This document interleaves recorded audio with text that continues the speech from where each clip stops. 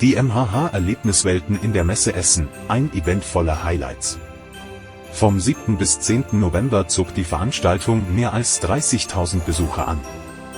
Über 400 Aussteller präsentierten innovative Ideen, nachhaltige Trends und interaktive Angebote.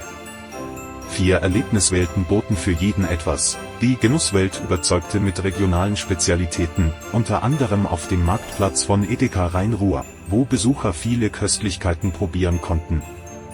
In der Kreativwelt luden Workshops zum Mitmachen ein und schafften eine stimmungsvolle Atmosphäre.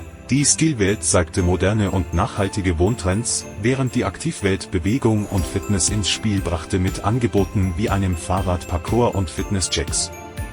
Besondere Highlights waren die Floristik-Workshops mit Blumendesign-Experte Romeo Sommers und die beeindruckenden Gesellenstücke aus dem Wettbewerb Die gute Form in der Stilwelt.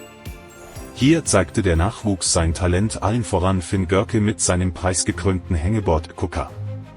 Auch die Zahlen sprechen für sich. Über 21.000 Messebesucher nutzten den Erlebnispass, um die Angebote aktiv zu entdecken. Interaktive Aktionen und ein abwechslungsreiches Bühnenprogramm machten die MHH Erlebniswelten zu einem unvergesslichen Erlebnis für Jung und Alt. Zum Abschluss noch ein Highlight aus der Genusswelt, der Marktplatz. Hier konnten Besucher hochwertige Lebensmittel aus der Region verkosten, von handgemachtem Käse bis hin zu frischem Obst und Gemüse.